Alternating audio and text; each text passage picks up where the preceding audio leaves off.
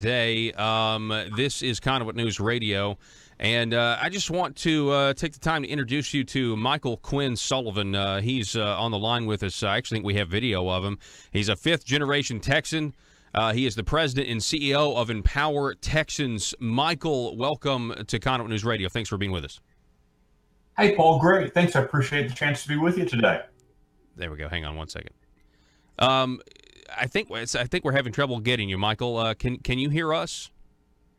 I can hear you just fine. Ah, there we go. We have you. We have you on the program now. All right. So it says here I'm reading from Empower Texans website. The Fort Worth Star Telegram said Sullivan slays taxpayer dragons in Austin. When the heat is on in Austin, Michael Quinn Sullivan knows how to make it even hotter. Texas Monthly dubbed him the enforcer on their list of the 25 most influential Texans. The Dallas Morning News has called him the state's most influential unelected Republican. How do you respond to that? Those are very big compliments, in my opinion, sir. They're either compliments or they're kind of the old saying, those whom the gods seek to destroy, they first praise. I think that it's always nice when your enemies want to talk about how powerful you are. What I tell my staff is, when people are complaining that we're too big, too powerful, just shut up and let them finish speaking. Is kind of our approach. Yeah, I think that's a really good. Can you tell us a little bit about your organization, Empower Texans, and what you guys hope to accomplish? I see some great things here. On the About page, the greatest threat to our state's economic growth and competitiveness is the weight of government on the economy. I completely agree. Yeah, so our organization takes the tact that most of government is improved when we have more people involved and more people engaged. And unfortunately, a whole lot of our modern system of government, listening to the intro a second ago with Ronald Reagan talking about having a place for self-governance, that's absolutely true. The United States, the state of Texas, the state of Arkansas, we were all designed to be these laboratories of experimentation on the simple question, can people govern themselves and not by some distant ruler, as Reagan put it? That remains to be as true today as it was in the 1980s, as in the 1780s. And at Empower Texans, we seek to try to amplify that, to make that more real. Whether you're talking about cronyism, where it's a very small number of legislators and bureaucrats who decide what rich corporation from somewhere else is going to get your money. That doesn't happen when you have a lot of people watching. Those kind of decisions only happen in the back rooms. You just go down the line of all the decisions, all the bad decisions that are made in government.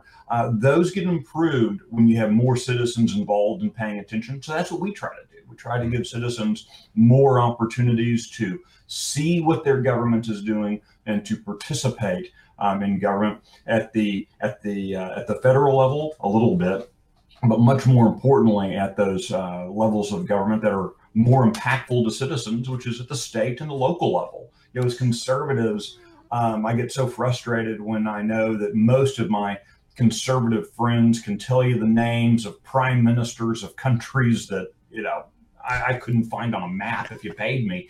But yet they don't know who their city council members are, their school board members are, their county sheriff. And those are people who can really impact your life. We need to be bringing our principles to bear at all levels of government, not just the sexy ones that get you on Fox News. Yeah, that's a really good point. We're talking with Michael Quinn Sullivan. The organization is Empower Texans. You can go to empowertexans.com and find out more about this great organization. This is kind of part of a series, Michael. We've talked to people who run organizations in Pennsylvania, in Virginia, and now we're looking at Texas. And we're trying to do this as a way to encourage the grassroots activists here in Arkansas, because we are a big government state, even though we've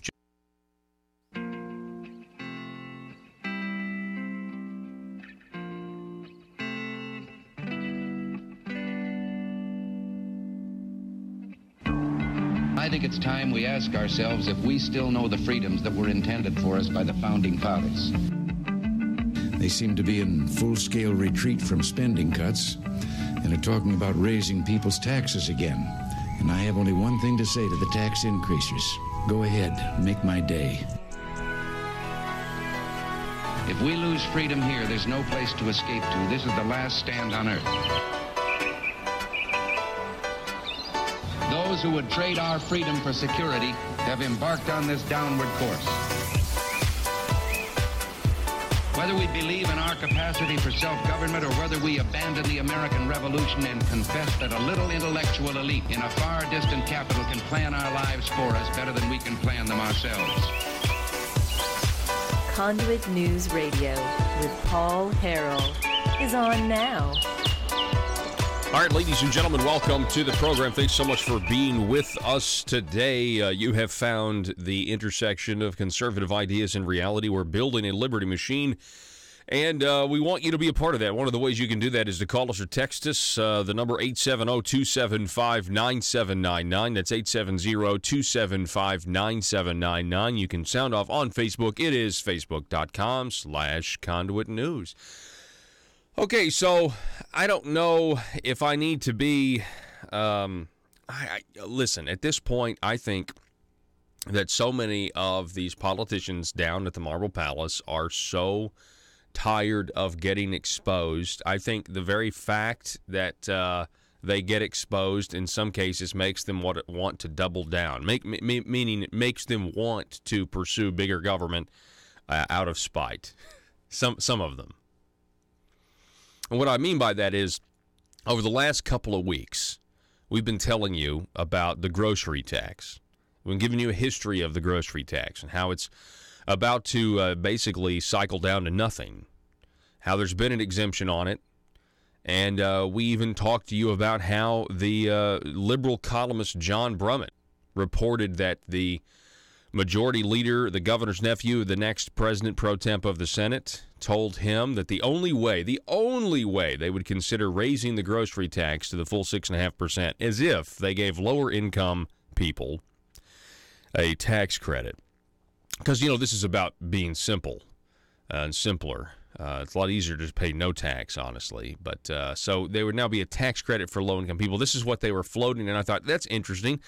John Brummett, but of course, he's a liberal, but he was okay with that, by the way. He was okay with raising the tax as long as you have an exemption for lower-income people. So, it's the reason he's okay with that, by the way, is because it's a tax-the-rich policy, and taxing the rich is good because the rich can afford it, right? That's what the Democrats believe. That's what the Democrat Party believes. And so we've been exposing that, and I think the very fact that Conduit News is, from a conservative perspective, exposing it, makes the big government Republicans want to do it. Makes them want to do it. Makes them want to raise the tax. I mean, it's just a thought. I don't know if it's a speculation, a hypothesis.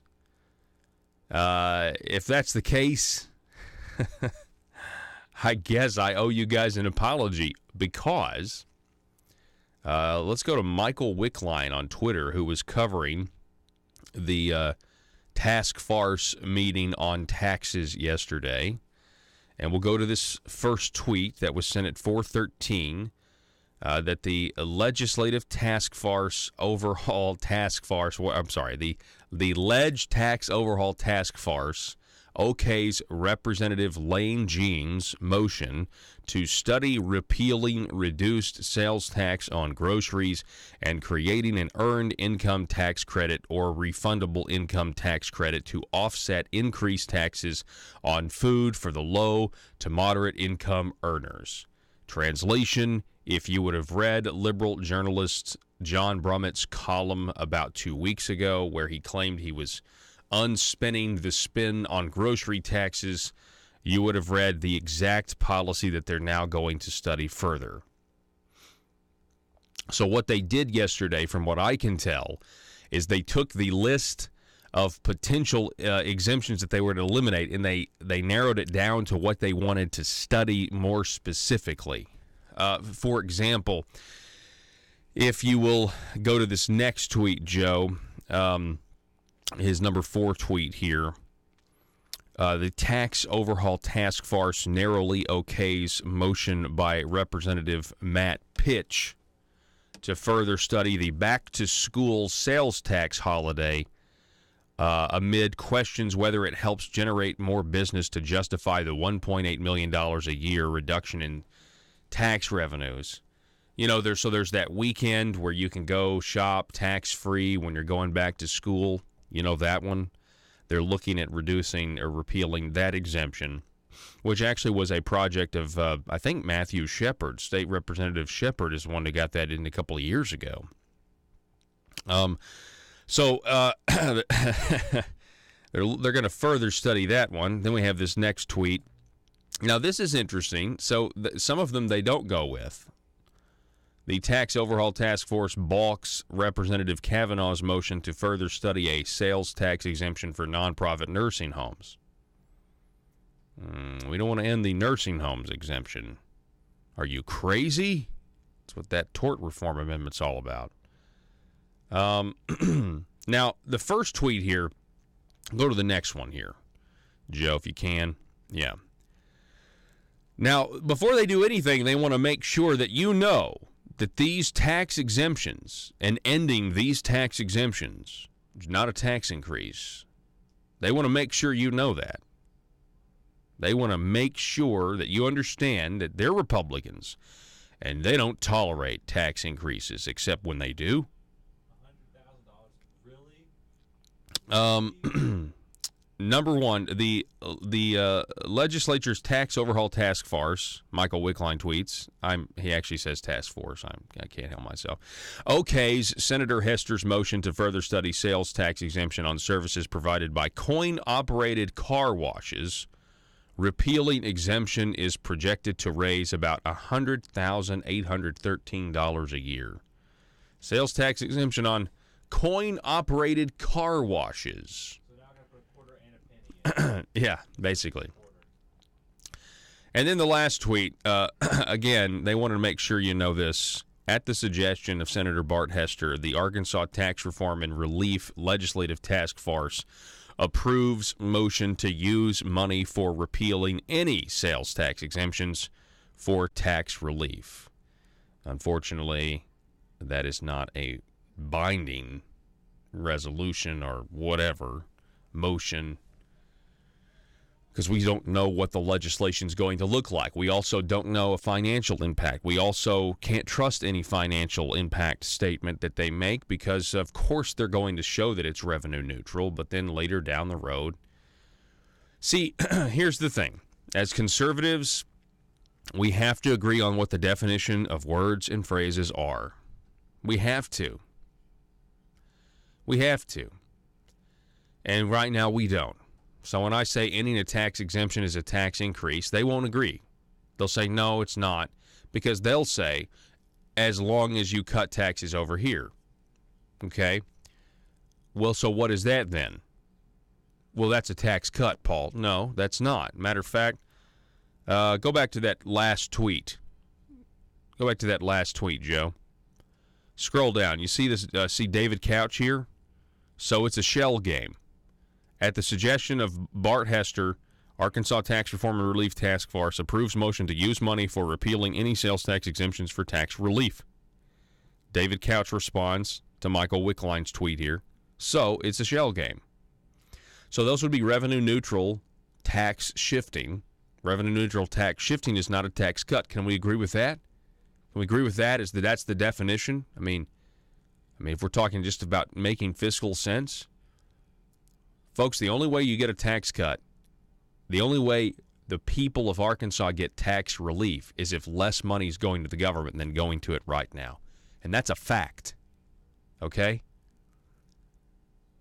And so, I don't know. Back to my original hypothesis. I honestly don't know if the fact that Conduit News has done such a good job of exposing what's been going on, their proposals basically trying to sound the warning, the alarm. And a lot of times, maybe it is true. Maybe the very fact that Conduit News is exposing what they're trying to do makes them want to do it more. because I'm telling you, they cannot stand. I mean, as evidenced by the attack and the heat that is now actually coming from the Marble Palace establishment directly at this news organization. Maybe that is the case. Maybe it's not the case. Maybe they were just going to do it anyway, and they're just really mad that now everybody knows about it beforehand. You see, I just want these people to be honest with the citizens. I really do. And we have been sold. I mean, how many times do we have to listen to the same leaders sell us the same stuff that ends up not being true when it's all said and done? How many times do we have to do that? I mean, you can claim something's revenue neutral, but you can't call it a tax cut. But even the same people that claimed that the military retirement bill was revenue neutral. We now know it wasn't, and the people that claimed it will not admit that it was a tax increase, a net tax increase, meaning there's now more money going to the government after their little tax shifting scheme. They called it revenue neutral. It is not revenue neutral. And, they're probably mad because, what is it, $8 million extra, $16 million extra? They're probably upset. They're like, well, that's actually not more money. That's a drop in the bucket. Well, they're right.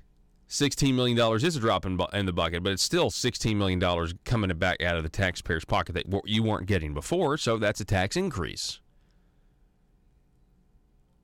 I mean, let's be fair here. Let's be consistent. Let's just be honest with the people.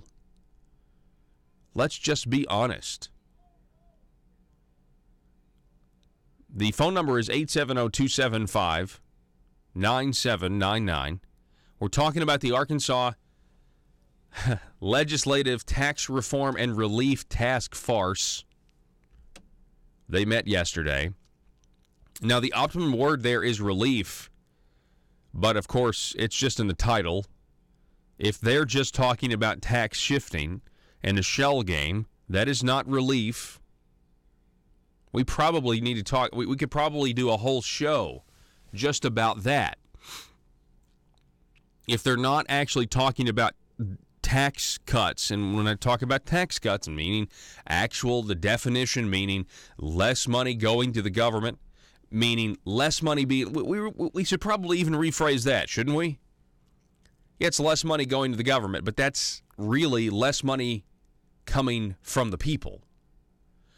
If it's less money out of the pockets of you, then that's a good thing. And that's a tax cut.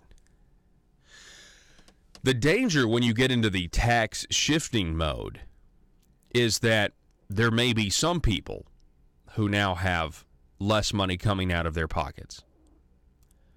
But there'll be others that have now more money coming out of their pockets.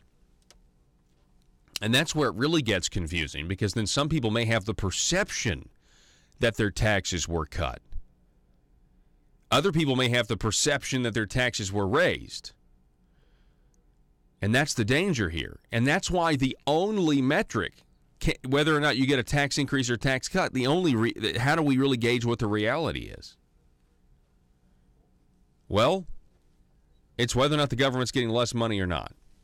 You see, if they get less money than they're getting now, that is functionally a limited government. If they don't have the money, they can't spend and do some of the things that they want to do that don't have the vast majority support of the people of Arkansas. I mean, the only way, in my opinion, it's like a fail-safe, It's like if you don't have money, you can't do things.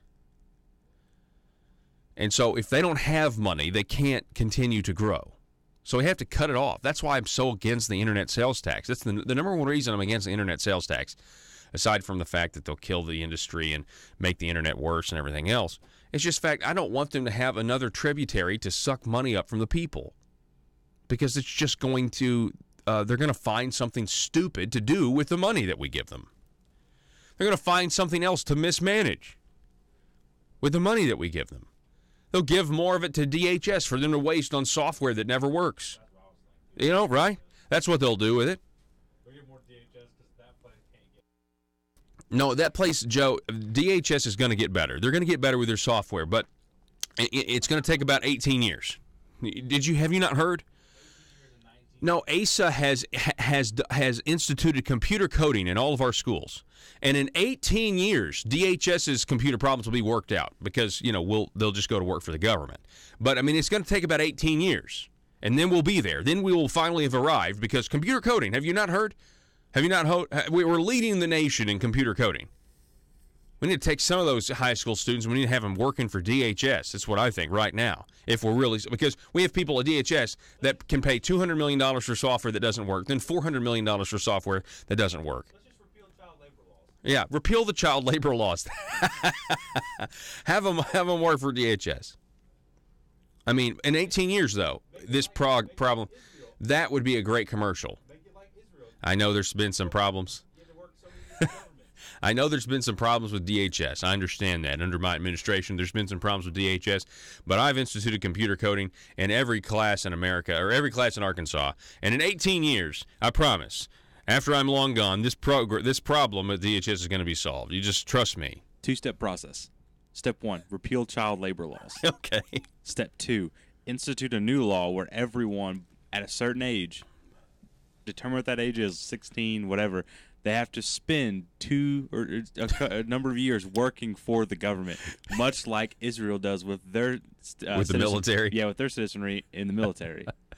You have to work for the government, some department. Well, you know what? If healthcare begins to consume more and more of our budget, it will be the equivalent of a local level like military priority. Like, we've got to have you go do your time at DHS. All right, we got to take a break, folks. You're listening to Conduit News Radio. Back in a minute.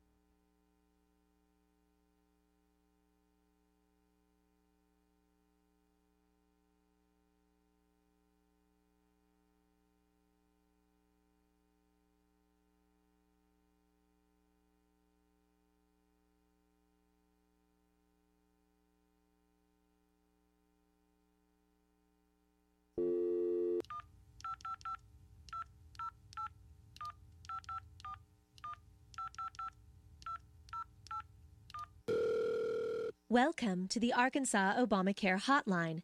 We would be more than happy to help you enroll in Arkansas Obamacare today. We just need a little information about you. Let's get started. If you're disabled, pregnant, or looking for medical care for your child, the program is currently full, and there's no doctors to see you. Please hang up now. If you're an able-bodied adult, please press 1. If you're currently employed, we're sorry, but you most likely do not qualify for the program. Please quit your job and call back later. If you don't work and instead play video games all day with your cats in your grandmother's basement, please press 1. If you've never lived in Arkansas, press 1.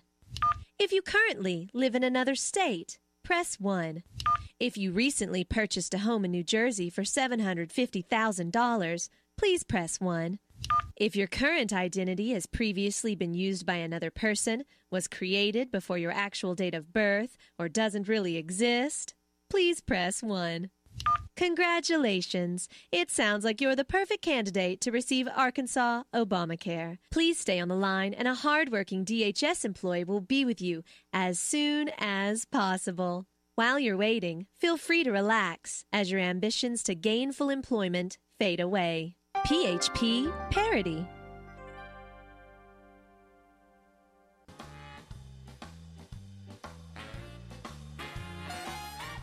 Determined to drain the swamp in Little Rock, it's Conduit News Radio with Paul Harrell.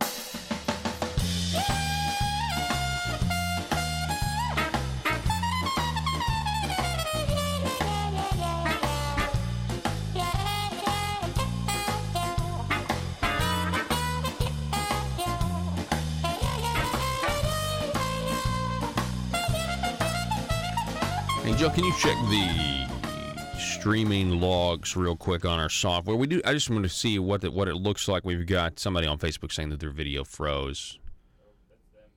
It's so okay. Joe says that it's you, listener. So sorry, Wayne, that your video froze, but it's not on our end. We can tell when we have hiccups. We can tell. We get a report. We get a log of it. So, yeah. Oh, by the way, go give us a subscribe on YouTube. Help us get to so many subscribers that we get discriminated against. That's what we're hoping. Yes. We want to be discriminated against on our YouTube page. We want YouTube to start censoring us. But in order for that to happen, we have to have more subscribers. So we're on the quest to be discriminated against, but we need your help. Go to YouTube and search for Conduit News and click subscribe and then get notifications, and you'll get our smaller videos as well. Yes, yeah, we want to get monetized so we can be discriminated against. Yeah, this is the goal. We're living the dream here in the conservative talk radio land / world. Phone number again, 870-275-9799. All right. Yeah, so the grocery tax thing. I'm not done talking about this. And if you go back and you read John Brummett's piece on this from 2 weeks ago, and if you'll remember, Conduit for Action actually exposed a little bit about what his op-ed was in essentially once again pointing out that you have John Brummett that is, kind of covering for Asa here. Yeah, in this article here, liberal defends Asa and raising the grocery tax. And the question was, in this commentary, why is liberal Democrat Gazette columnist John Brummett spending so much time defending Governor Asa Hutchinson? Maybe because, as a liberal, he likes Asa's big government policies and Asa thwarting legislation by social conservatives. And why would a liberal defend raising the tax on groceries? Because it will broaden the tax base, which means more money to grow government. Brummett's article, Talk on Taxes Minus the Spin, has more spin than a laundromat. Now, eventually, at the very end of this piece, his claim that raising your grocery taxes is a great idea.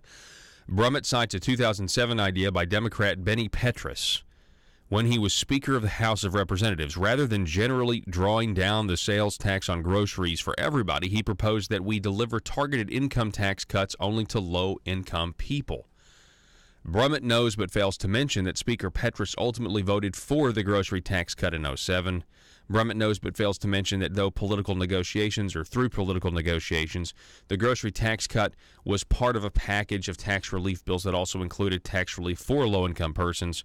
And Brummett flip-flopped on grocery taxes. Now that he's trying to defend Asa, Brummett says higher grocery taxes with a low-income tax credit is a great idea.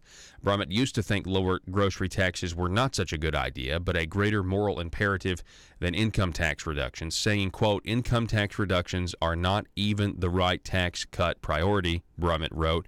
Governor Mike Beebe's continued drawdown of the sales tax on people's grocery food items remains the greater moral imperative. We are being told or sold the idea that raising grocery taxes in exchange for a low-income tax credit is a good thing. Not only is it a bad plan for anyone above the low-income level, it's a bad plan for low-income people. Let's consider the grocery tax versus the income tax credit.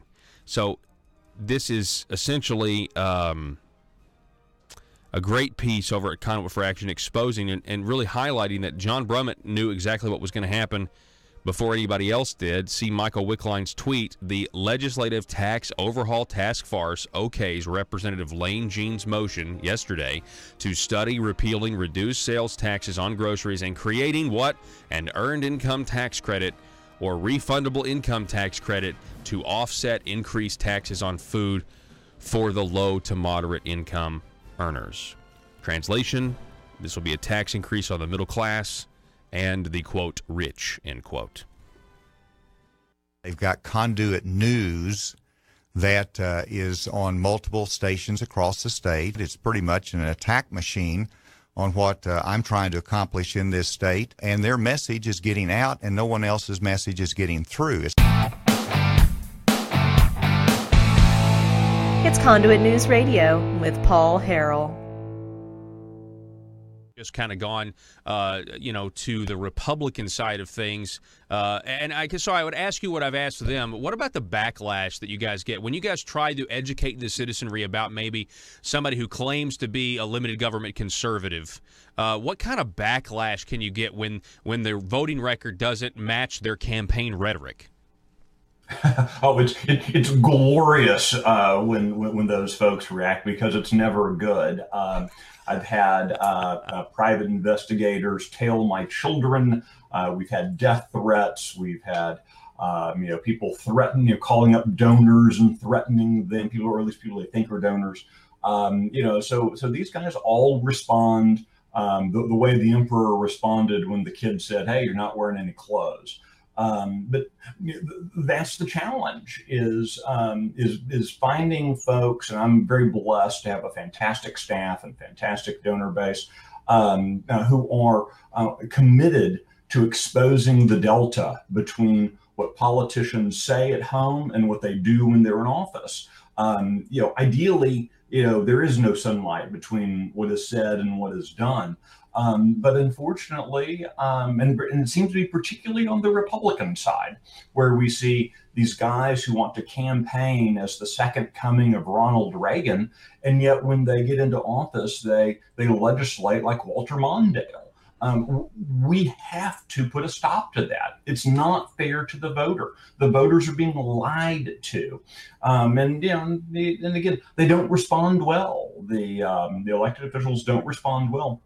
We try to keep things focused entirely on the objective voting record and say, look, here's how they voted. Explain the vote. Well, it's often funny. The politician will turn to, oh, no, don't look at my voting record. Look at the things that I've done. I've coached Little League. I've mow my lawn nicely, whatever all it might be. They don't want to talk about their voting records, which is what tells us we need to talk a lot more even about their voting records. No, that's exactly right. We're talking with Michael Quinn Sullivan. Again, it's Empower Texans. Now, he's a former newspaper reporter, and I'd love for you to tell us about your experience and how does that shape what you do in Texas, but also a capital.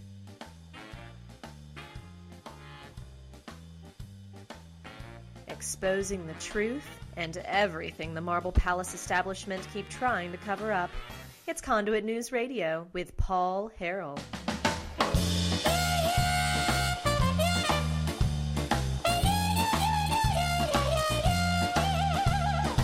All right, so one of the main things that Governor Asa Hutchinson is trying to combat, his supporters are trying to combat, is they're trying to figure out a way to explain away his liberal voting record. That's a fact. You can look at about it all, or his liberal agenda. He doesn't actually vote; he signs things, but he controls the legislature. So they're trying to explain away his support for liberal progressive voting record or supporting record or whatever. I'm a little worked up about this. I just saw this. This just came across my desk over at conduitforaction.org. There are Asa Hutchinson supporters out on social media claiming that he did not increase your taxes on tires. And they are claiming if you believe that Asa Hutchinson increased your taxes on tires and created a new tax on tires, that you are listening to fake news. And I'm just telling you right now, you're not listening to fake news. These people are they understand. First of all, the fact that they are trying to lie now and lie away his record means that they know what the platform says. They know what a Republican is supposed to do. And they're trying to adopt our positions of being for less taxes and less government. After the fact, they have been advocating and supporting somebody who has been growing government and increasing spending and, just basically using carefully crafted language to sound like something he is not. His whole campaign is like that, by the way, too. In his first campaign, he, was seen in the woods with a shotgun in one of his ads. I'm pro-Second Amendment. Of course, now he's got a pistol. Now in his new ad, he's Second Amendment. He's like, I'm shooting a pistol. Think that has anything to do with the fact he's running against a Hot Springs gun rage owner named Jan Morgan? No. Asa support. I'm going to try to keep calm here. I'm just going to read. Asa supporters say there was no tax increase on tires. let me stop here. Now I'm not reading. You guys are... Wow. Okay. Let me calm down. I don't want to say something I regret. Here's one of the variations of a post that's being shared among ACES supporters on Facebook. Are you ready for this? And folks, when you guys see this out on social media, matter of fact, you should go search for this right now on social media and post a link to this article. And say, these are quotes from the bill. Go read the bill. You go get the bill. It's up at conduitforaction.org right now. This is what they're claiming. Debunking number 2 of the Jan Morgan information.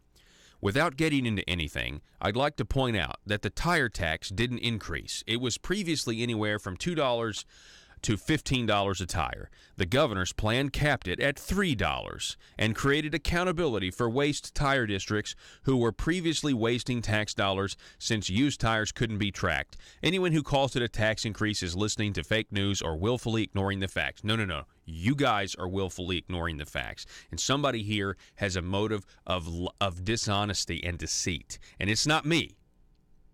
Okay? It's you. And you need to realize the ends do not justify the means. Just because you want Asa to win does not give you an excuse to lie. This kind of stuff really turns my stomach. It really does. Not to mention, this had nothing to do with accountability. It had everything to do with actually hurting people who are in the used tire business. And if you go read the bill, our supposed Republican governor was supporting a bill to protect us from the Zika virus. It's mentioned in the bill that the reason they had to increase your taxes on tires was because tires hold water and water breeds mosquitoes and we're all dying of Zika. This was an EPA dream is what this was. And Asa was on board with it. And somewhere down the line, somebody's going to get a huge contract, if they haven't already, to figure out how to track all these tires from cradle to grave. Mark my words. Conduit for Action writes, fake news, willfully ignoring the facts. The ASA supporters are wrong, and they could have easily found out the truth about ASA's tax increase if they weren't willfully ignoring the facts like they accuse others of doing. Perhaps they think ASA's own Department of Finance and Administration is fake news. You see, Department of Finance and Administration also recognizes the tire tax as a tax increase. Take a look at the legislation. It was Act 317 of 2017. The tax changes for consumers are found on lines 11 through 16 of page 11. It's important to know that the words underlined in the bill are being added to the act. The words that are stricken through were in the law but are now being deleted from the act. Here are the changes to the taxes consumers pay. Number 1, the act increased the special tax on new tires from $2 to $3 and is now called a rim removal fee. First point. Second point, before the act, consumers did not pay a special tax on used tires. The act imposed a new tax called a rim removal fee on used tires of $1.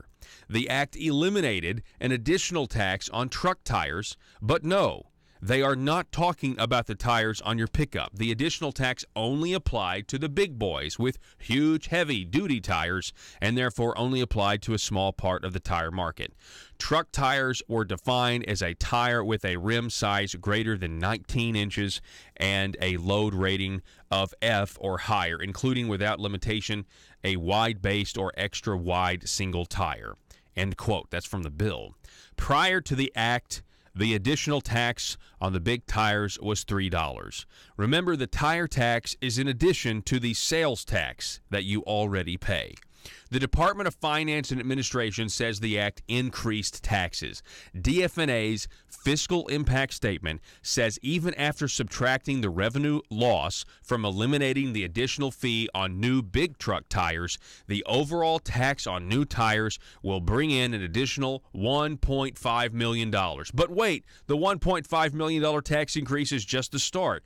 The DFNA estimate doesn't even include the new tax on mounting used tires because DFNA didn't know enough about used tire sales to give an estimate of the increase.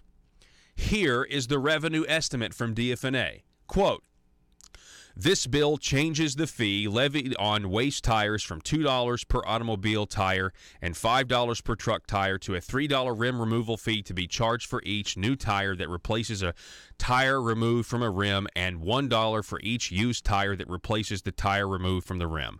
This bill leaves in place the $1 fee levied on tires imported into the state of Arkansas. In fiscal year 2016, tire retailers reported 2,387,562 automobile tires, 274,642 truck tires, 22,969 imported tires. Fiscal year 2016 gross waste tire revenue was $5,792,209. Using fiscal year 2016 reported automobile, truck, and imported tire numbers, this bill would generate additional revenue of approximately $1.5 million. Revenue would be impacted by the levy of $1 on the replacement of a tire with a used tire. There is no current data for the number of used tires sold in the state of Arkansas in fiscal year 2016. So it's more than $1.5 million increase. It was a tax increase, and you ASA supporters, I know you want to support a conservative, and if you do, you have Jan Morgan to support. Okay? But based on his record, yes, he increased your taxes on tires. Period. ASA's own bureaucratic agency said so in their statement. Period. So, I know you guys are upset because point by point on his record, you lose every time if we're comparing it to the Republican Party platform, but tough. He's the one that did these things. This is not my fault for pointing it out. It's not Jan Morgan's fault for running. It's his fault. It's his record. He's the one that did these things. And if he wins, fine. But don't try to run this campaign and say that people that know the truth are lying, because we're not. The facts are there. And my goodness, I thought the Republican Party wasn't afraid of facts. Why doesn't ASA, or why don't you, the supporter, tell us why it was a good idea to protect us from the Zika virus? Why don't you try to convince us with our argument instead of doing what the left does and just ignore the facts? Okay? I thought we in the Republican Party or in the conservative movement actually believed in critical thought and the golden rule. I thought we actually believed in Western civilization, which is based on the meaning of words and verifiable information and facts. And if you pass a law with a tax increase in it and your own DFNA says there's a tax increase in it, then it's a tax increase. Can we agree on that? Again, you guys are just upset that you're having to support now because he's a nice guy or because he's your friend or because you're loyal to him. You're just upset that, yes, he is not been a conservative. So deal with that however you want to deal with it. But don't deal with it by calling the people exposing the record as liars when it's the truth. We're talking about the truth here, folks. All right, sorry. Got wound up there for a second. Okay, I got to calm down. All right, so a video came to my attention yesterday, and we're going to have to kind of stop and go here, but a video came to my attention yesterday of a man in the soda and candy business actually questioning Asa Hutchinson about his tax increases. It was at an event in Western Arkansas, and we have the video for you right now. Joe, whenever you're ready, play it, and let's get to it. Go ahead. The audio, hang on, before you start, the audio is a little difficult to hear. Matter of fact, I don't hear it right now at all, Joe. But the audio is a little difficult to hear, so we're going to have to kind of stop and go with it. But for our people, if you want to watch this video, it's much easier to understand, and it's up right now at Conduit, our Facebook.com/Conduit News, our YouTube channel, or ConduitNews.com. Listen. $100 million without having any offsets for it all. Then another $50 million we lowered the income tax. So $150 million in cuts that we had to absorb. There's no offset. Asa explaining a question, tough question. Raising, taking exemption off those other taxes. Yes. The reason I say that is your tax increases on soda and candy went up 5%. Directed my income. Stop. All right, so this gentleman here, I believe his name is Chuck, and he actually says that the tax increase on candy and soda directed a 5% reduction in his yearly income. Keep going. He's talking to Asa. That took 5% out of my income. All right, so tell me your business. I do the soda and snack machine. And now your task force is looking at taking exemptions off of the groceries and other things, including the exemption off the life insurance. All right, so that's because I like to no answers. I like to live. Just comment. All right, so the discussion continues here. I know it's tough to understand, but just you always seem to talk about the taxes you get. stop. So you don't seem to talk about the taxes you've increased. Now, this is a gentleman. He's at it. It's a big event where Ace is there, and you don't seem to talk about the taxes that you increase. Now, watch what Asa does when he gets asked that question.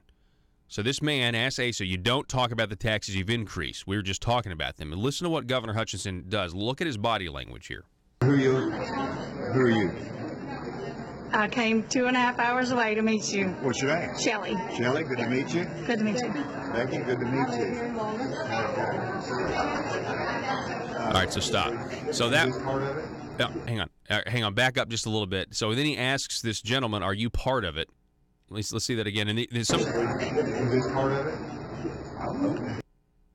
Okay. So are you? So he's asking the gentleman who's asking him if he's part of the people that are filming him. So he's uncomfortable with people filming him. Now, one of the people that are there is wearing a Jan Morgan shirt. Okay. So he's asking this guy who's clearly knows that there are tax increases in the Hutchinson administration, as well as those income tax cuts. Again, income tax cuts are hard to get excited about when you've increased spending as much as he has. Okay, you've grown the size of government. Matter of fact, I understand we have the man who questioned Asa in Waldron. I think last night, Chuck Clifton. Chuck, you're on the phone. Your Conduit News Radio. How are you, sir? Thank you, Paul. Thanks for having me on. Yeah, absolutely. I'm glad you could call in. I saw this video last night. I reached out to you. I wanted you to come on the program. Number one, because it is kind of difficult for our terrestrial radio audience to hear what exactly was going on. So you were at this event. It was in Waldron, correct? And after Asa spoke, you wanted to ask some questions because you're in the vending machine business. That's correct, Paul. I went to Waldron because the governor was going to be there, and I thought he might take questions like the other candidates does after he speaks, but he didn't. So I just waited till it was over, and I just approached him and asked him about the increase on the soda and the candy tax. He, of course, he never really answered my question. When you say the soda and candy tax, I heard you in there that it went up 5%, so it decreased your business 5%. Tell us about that. Yes. Before I paid 4.75% tax on sodas and candy. That tax went from 4.75 to 9.75. So that directly affected my income. You can only raise prices so much before you have to absorb it. And if you raise them too much, people just don't buy it. So you have to find that medium as to what people will pay for an item versus how much you're going to have to absorb of that. And I ended up having to absorb some of that tax. Mm-hmm. You know, I mean, I will say this. You know, it was nice to see Governor Hutchinson engage with you because he did engage, and he did try to answer your question. I think, you know, there was some spin there, and you talked about spending and that sort of thing. You know, because you were asking about that, and it kind of there was a point in the conversation, if you listen to the whole thing, where you know he was kind of okay just agreeing to disagree. Did you get that interpretation? What was your thought of the overall conversation? Yeah, he like you said, you know, you can disagree if you want to. Yeah. And in which I do, because he never would talk about any spending cuts. He kept the only cut he even said there was 1,000 fewer state jobs. Mm-hmm. But he didn't want to talk about any cuts to Medicaid or anything else. And my original question to him, Paul, I don't know if you can hear it on the video, was instead of raising taxes to pay for the military benefits, which I agree with. I'm a big supporter of our military. Both my sons are Marines. Mm-hmm. And but my question to him was instead of raising taxes to cover that, why didn't we cut something? And the only thing he would say, well, we cut 1,000 fewer state jobs. Well, I think there's a lot more stuff that can be cut before we start raising things. Yeah. And No, he no just doubt. really didn't want to talk about any type of cut. Mm-hmm. Yeah. And now, of course, you got, and see, you were lumped into there. You know, there's a lot of military retirees actually that are upset that somebody like you, Chuck, and your business is now taking a hit so that they can have a tax break. And of course, military retirees also download things on the internet, so they're paying that tax too. They also buy candy and soda. So it's pretty frustrating. Now, there was one point. Now, I want you to answer this, Chuck, because the people filming you, one of them was wearing a Jan Morgan T-shirt, and at one point, Asa comes over, and after you start asking him tough questions, Asa turns to the camera and wants to know who these people are who are filming him. Obviously, he's probably anticipating, being on a program like this one. And then he asks you if you're part of it. Like, is this it's almost like he's accusing you of this being some sort of hit job. And that's what it came across to me. But then he did continue to engage with you for a time. So what were your thoughts when he turned to the people filming him and kind of, wanted to know what they were doing? Yeah, I wasn't sure because I went there with in mind to ask him about the candy tax because it affected me. I happened to knew one of the girls that was there, but just because I knew her does not mean we was together. Uh-huh. I mean, she could have been a neighbor. How would have he known? Yeah. And the other lady wearing the Jan Morgan T-shirt, I didn't even know. I'd never met her before. Mm-hmm. Okay. Well, I'm glad that you said that because they're gonna claim that this whole thing was like some sort of orchestrated thing. But if you're in the vending machine business and he's running for re-election, I mean, he should have to answer why your business has gotten a 5% cut, and he's responsible for it. That's correct. I mean, he's the governor, so he should be able to answer my questions regardless, because that does affect me directly. And he, when he turned to them, I really didn't know what he was doing. And then when he came back and asked, he said, "Is this part of it?" That's why I said, "No, I came here to ask a question." Yeah. So I think that that's probably what he was trying to do. Yeah. Yeah, I think you're right.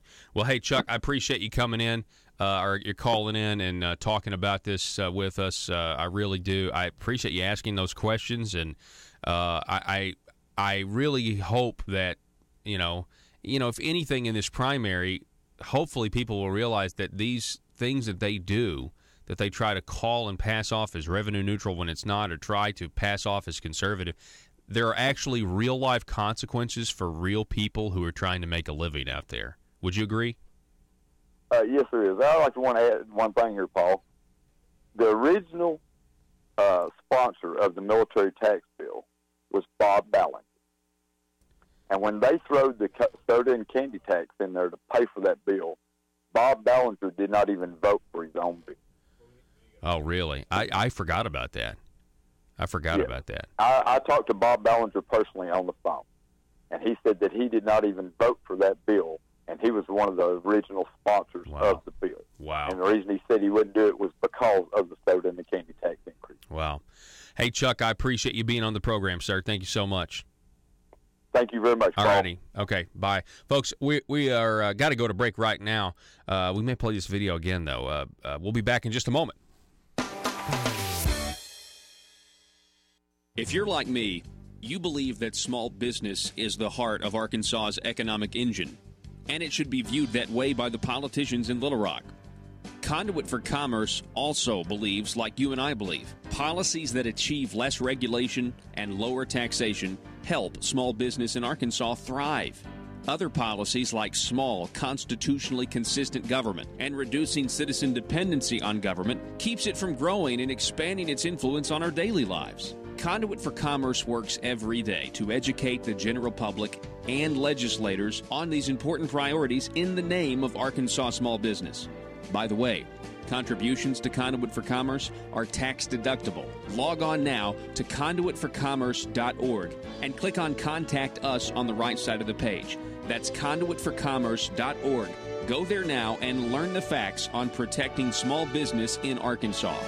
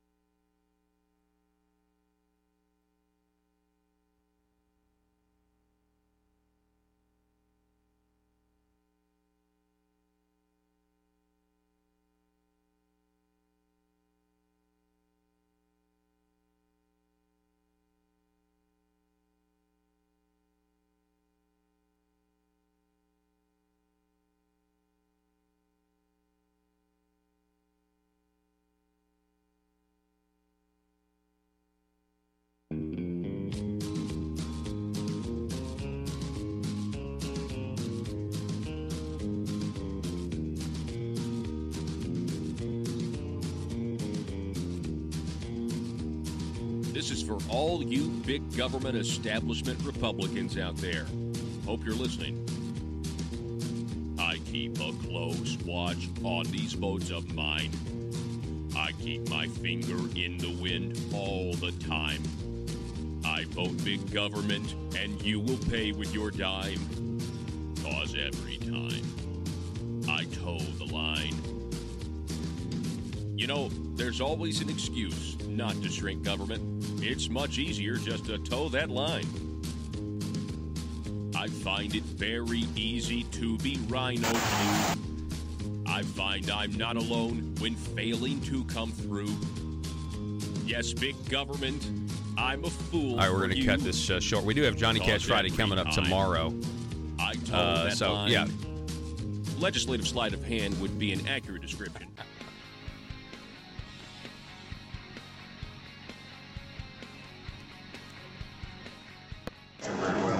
All right, so that's what I like to listen to answers. I like to listen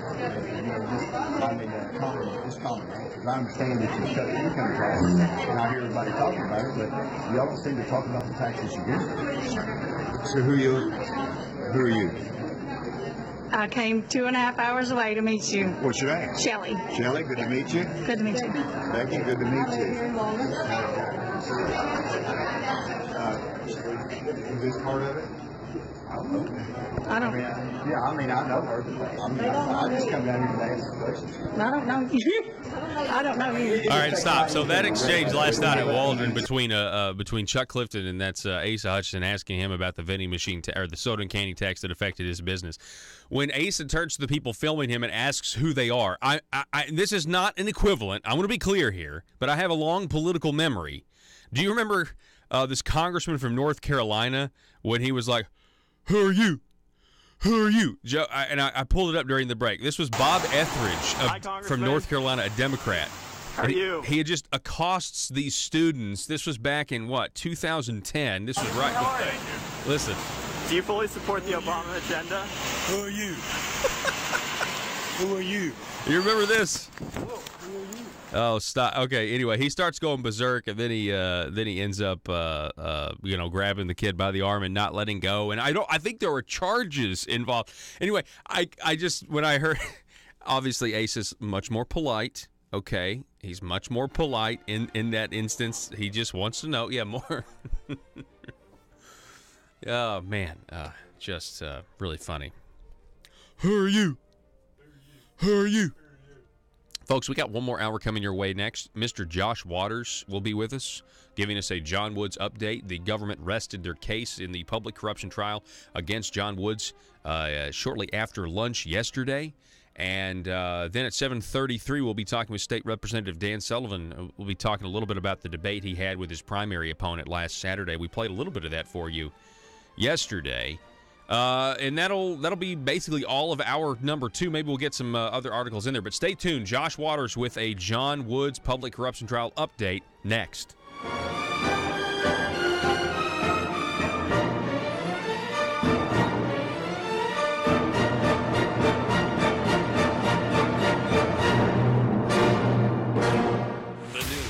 Talk of Northeast Arkansas. This is News Talk 101.3 FM and 12:30 AM KBTM, Jonesboro, an EAB radio station. They've got Conduit News that is on multiple stations across the state. It's pretty much an attack machine on what I'm trying to accomplish in this state, and their message is getting out, and no one else's message is getting through.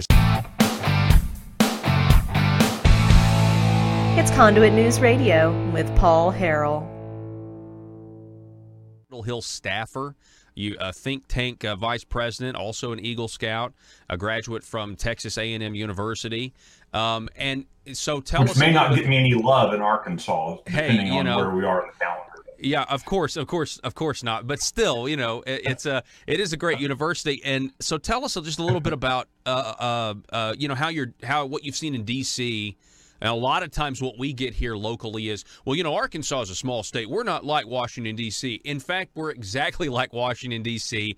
And it's almost worse because less people know about it. Like you said, the sexy Fox News issues versus, knowing your city councilor, knowing your state rep or your state senator and what the issues are. Yeah, look, I mean, we Texans excel at marketing. We have marketed our state better than anyone else. You know, we are the conservative nirvana. We are the, take your favorite adjective and apply it to something good about conservatism, and that's what we in Texas say we are. And I would suggest that a lot of what we have done as Texans, we have marketed ourselves as this conservative, and in some ways we've kind of deceived ourselves into believing that we're this very conservative state. And yet, when you peel back just the veneer of the marketing brochure, we've got a lot of problems in our government, both the state and local levels. Texas has the 4th highest debt per capita in the nation. We have in the top 15% property tax burdens. So the idea that Texas is somehow doing things right and DC is doing things wrong is a misnomer, because they're both doing a lot of things wrong. They're just doing different things wrong, I guess. When I talk about where we are as Texans, we are often kind of like the guy who's the least drunk guy at the bar, but yet wants to be held up as a model of sobriety. Texans should not be content with simply being better off than California or looking better than Louisiana. I mean, I think Arkansas and Texas can both agree it's not hard to look better than Louisiana many days. This is true. I'm going to get my Cajun friends are going to be very upset with me. But that's how we end up talking about ourselves. And that's not right. We should be talking about ourselves in the way, way Mom said to talk about yourself. Are you doing the best you can do? Are you the best you can be? Those are the measures that we should be striving for, not just, going to bed each night praying that Jerry Brown continues to drive California off the cliff.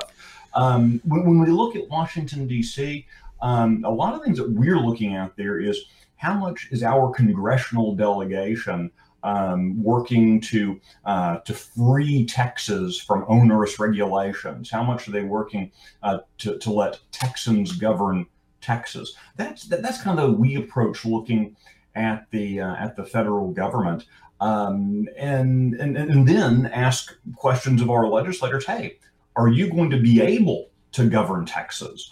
When you don't have the excuse of the EPA and Obama IRS employees or whatever the excuse de jour is, are you going to man up and do what you promised to do when you were campaigning? That becomes the tension. Yeah, it's encouraging that we have other states that are having the same problems that we're having. I want to ask you, though, about people moving to Texas and not changing their voting habits. They're moving to Texas because it's prosperous, okay? We have this a little bit in northwest Arkansas. We have Bentonville, which is the global headquarters for Walmart, and so it attracts a lot of people from a lot of areas who have, quite frankly, maybe more liberal, bigger government tendencies, and you can kind of start to see things change there. And so I'm wondering what your thoughts are on people moving to Texas, because it is more prosperous than maybe northern states, but are they going to realize why the states they left, or because they were voting for people who just wanted more and more government? Yeah, so I put on my my cheating reading glasses here, because I literally just printed on.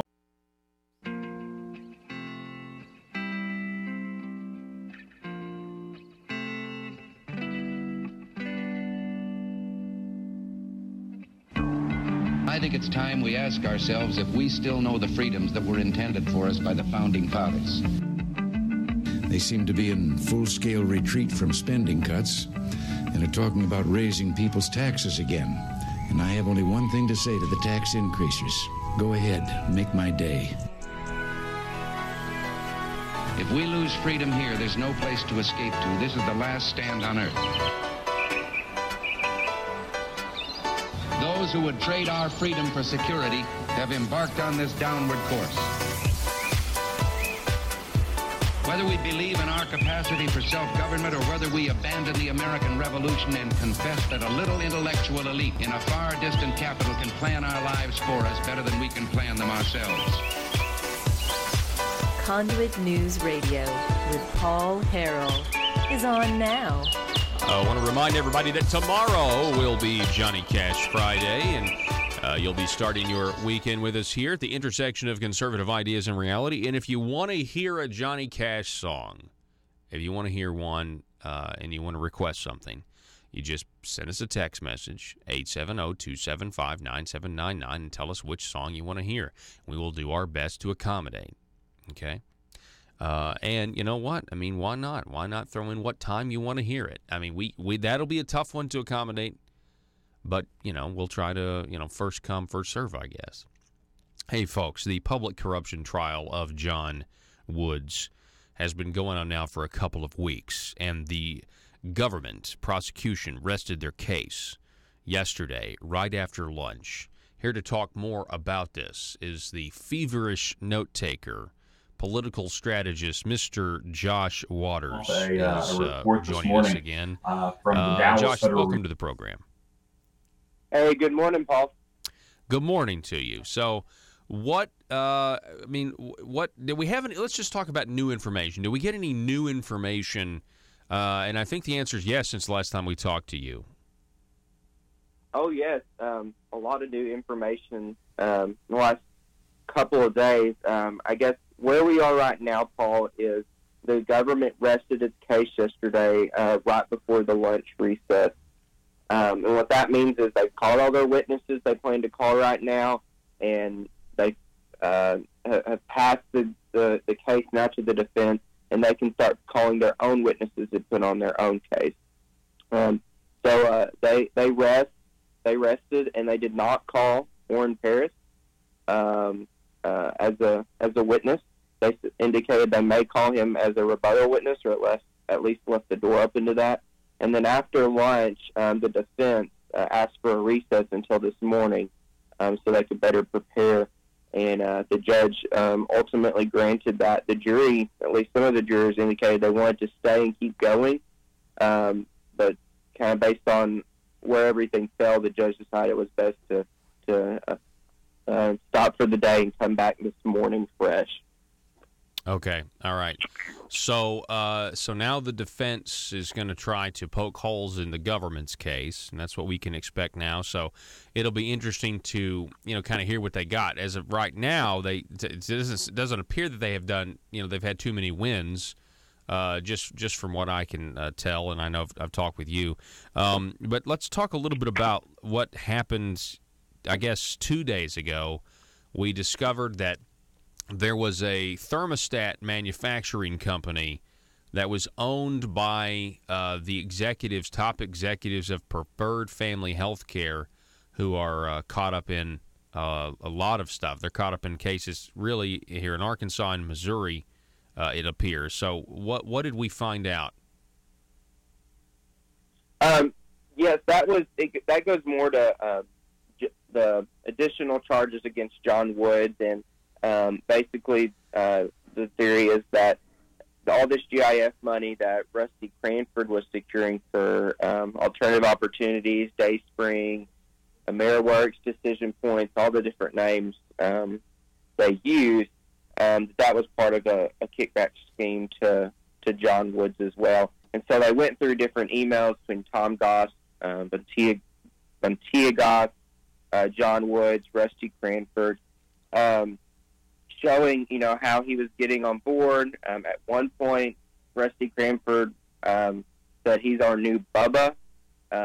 In one email, they're going back and forth. In one email, they asked, "Are we in trouble?" And the context was specifically related to working with this GIF money and working with John Woods on this.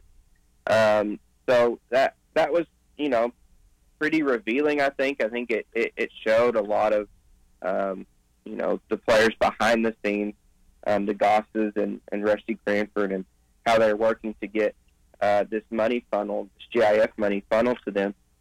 But what was, interesting, you talked about the thermostat company.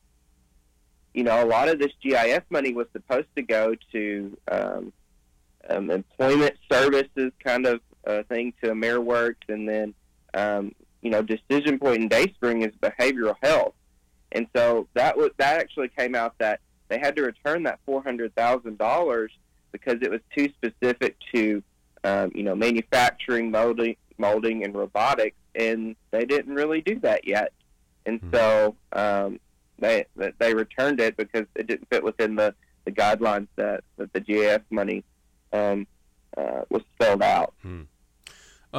What about when it says that we found ourselves a new Bubba in the email? And these are these Missouri executives for this massive healthcare company that are saying this. Generally, I mean, what's the consensus? I mean, obviously, it is an insult, or what is it when they say we found ourselves a new Bubba in Rusty Cranford? Or are they talking about John Woods there? They're talking about John Woods. Rusty Cranford's talking about John Woods. The defense tried to allude that was just a common term that Rusty Cranford used. The guy who's testifying was the IT person who secured all these emails. It was in the context of really working out and getting this GIF money to these companies. And so, I would speculate that means, hey, we have a new, kind of a new person on the inside who can help us out. Yeah, just a new good old boy, new club member who's willing to be on the take and do stuff for us. I mean, yeah, it's pretty interesting when you have. I mean, just you never know for sure what they mean with that nickname, but I mean, you can certainly infer a lot of it. So Josh, we're talking with Josh Waters. You're giving us an update on what's going on with this, public corruption trial of John Woods. Now, they talked about former Governor Mike Beebe in some capacity in relationship to John Woods and the Arkansas Economic Development Commission, right? And the $4.7 million. Yeah, the $4.7 million that there's an email, and John Woods said, hey, that's easy, we can get that. And they're talking about different ways they could get it, but there was a very pointed email talking about AEDC and that, if the governor wants it to happen, it'll happen, is the way it was put.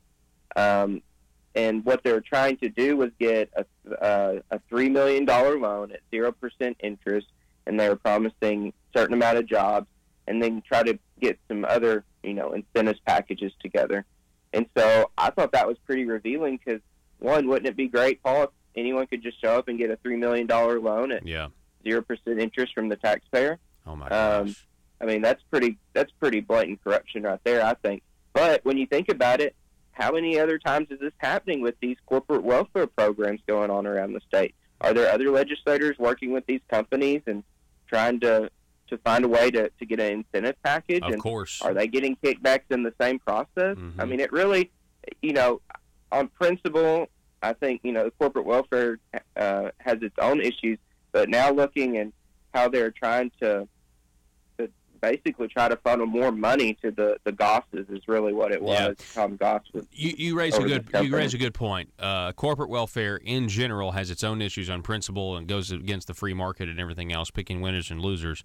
But what we are seeing here is this concept of anytime the government gets to bestow gifts on anybody and pick winners and losers, there's also the opportunity that you take a little bit back for yourself, whether it's GIF or now really what this is exposing the Arkansas Economic Development Commission as potentially being used in a corrupt manner. And I've often said for a long time, how do we know that some of these companies aren't giving money to PACs that then go back into these guys' campaigns that vigorously campaign for super projects or, giving money to Chinese companies? And the fact is, I mean, how in the world are you going to trace something like that? How are you going to know that this PAC was funded by this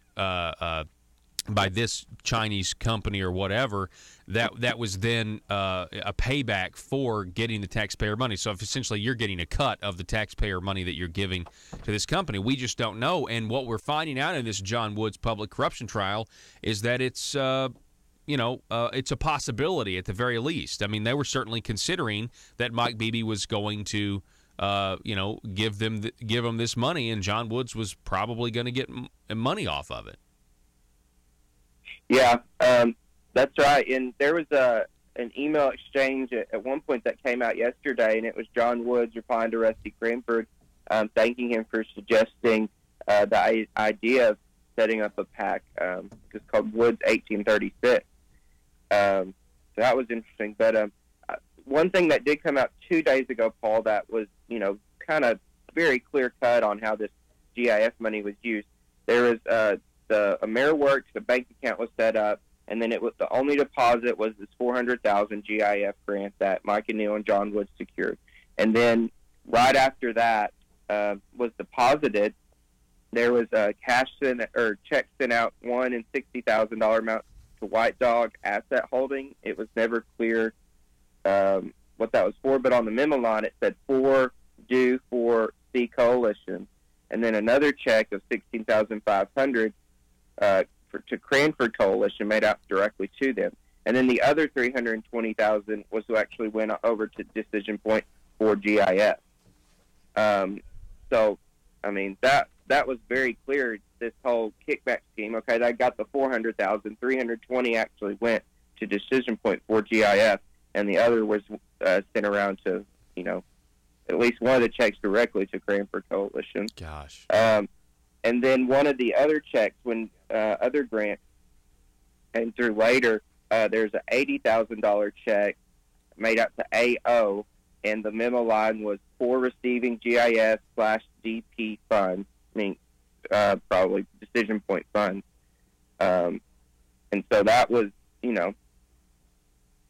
Tom Goss directly deposited $80,000 into a AmeriWork account, and then immediately $80,000 went to AO.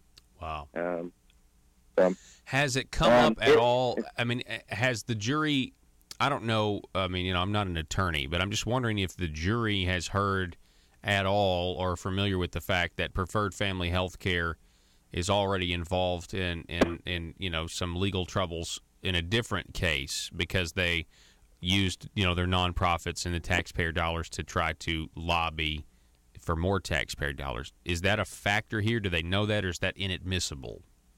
It has not come up, and it would most likely be inadmissible. There's a rule that you can't bring in evidence that's way more prejudicial than probative that would confuse the jury or make them consider those statements or that evidence over what's directly tied in this case.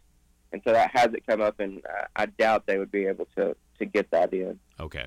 All right. That's interesting. This is kind of a backtracking question.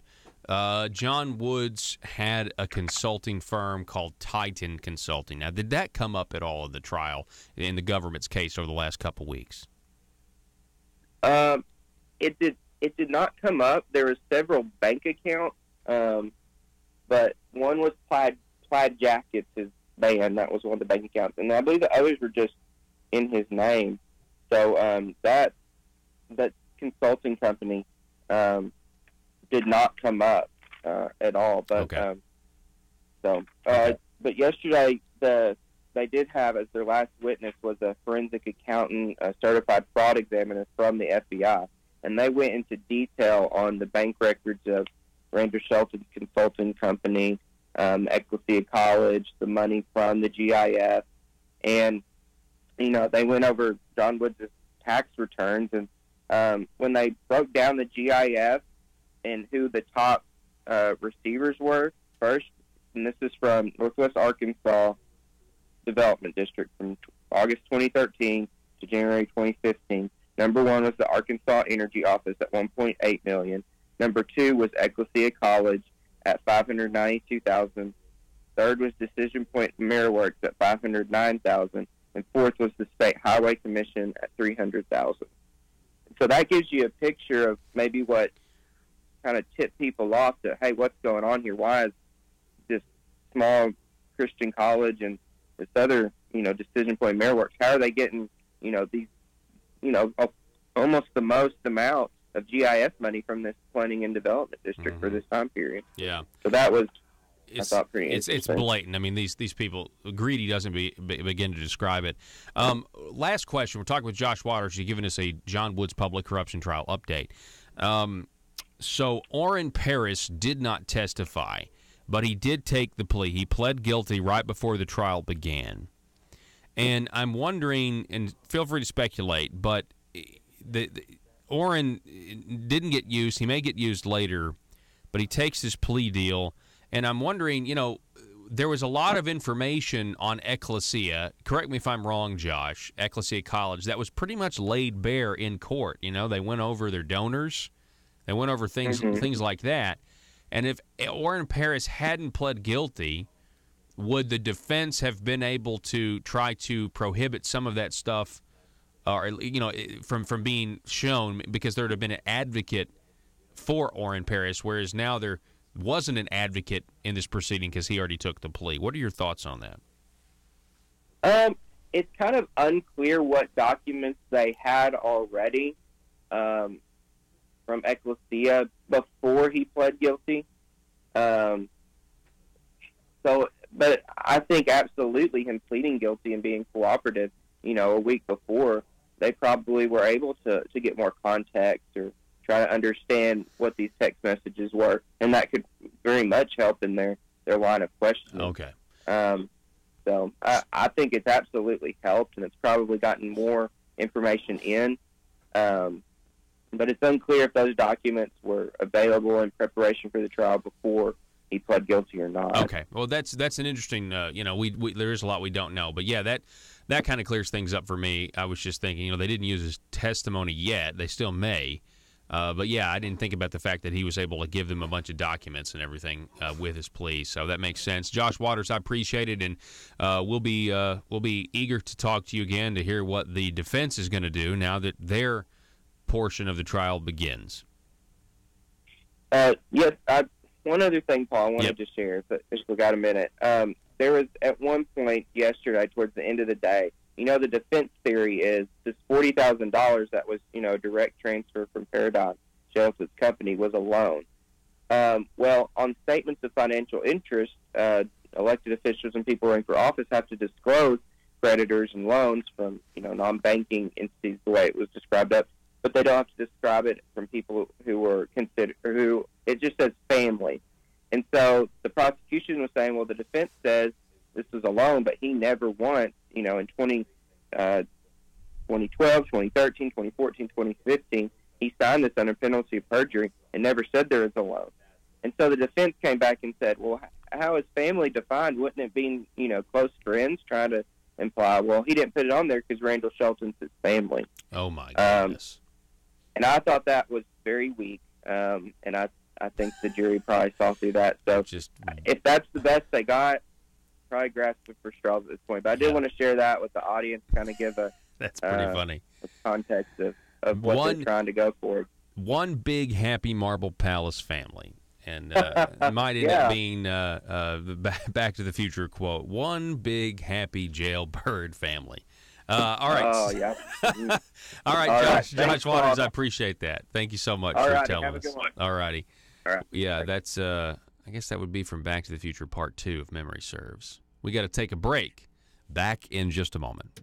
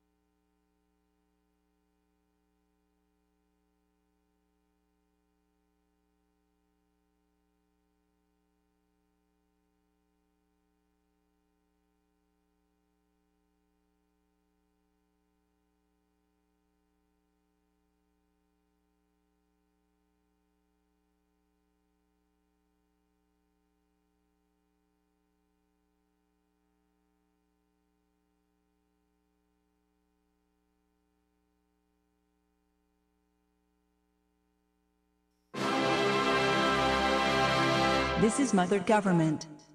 I come to the people of Arkansas with an important announcement. In disloyal circles, some are questioning the scope and size of government and telling the people government programs should not waste the labors of the people under the guise of taking care of them.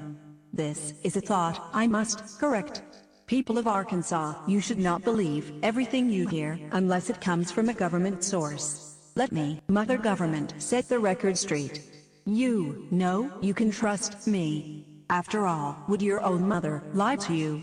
You should know the brand new, terrific program known as Arkansas Works has nothing to do with the old, bad program known as the Obamacare private option.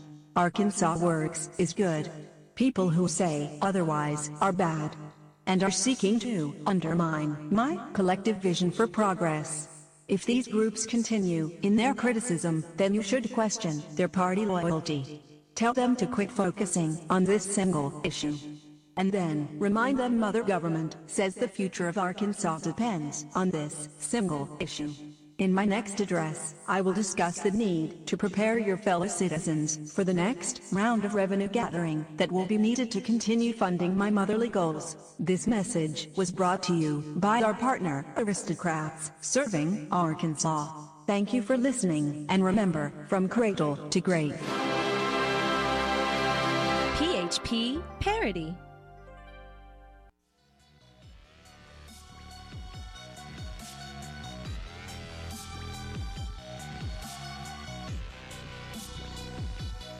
Need your daily news fix?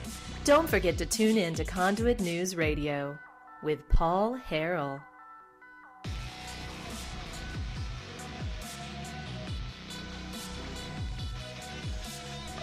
If you missed our first hour of the program, you definitely need to go check it out. We talked about the fact that they are going to move forward with further studying of the grocery tax increase.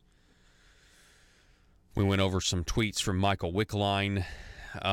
That was pretty interesting. Then we also went over this fact check. Asa Hutchinson's supporters online are claiming that there was no tire tax increase. Check out the first hour if you want to know the truth. I got pretty worked up over that because, I mean, when Asa's own Department of Finance and Administration says that it was a tax increase, and these people are just out there lying because they are upset that they're trying to support a guy who is deviated from the Republican Party platform. I mean, that's not Conduit News' fault, okay? We're just reporting what the status of our tax policy is. There's a new article too that we haven't got to over at CFA. The headline here: Deceptive Political Survey on Governor's Program. Now, this has to do with the Talk Business and Politics Hendricks College poll that showed Asa at 57% and Jan Morgan at 30%. But they're talking about how there's a question on there about, do you support Arkansas Works or not? And so it's a really good article. We may have time to get to the rest of it later in this hour, but coming up next, we'll be talking with State Representative Dan Sullivan. Back in just a moment.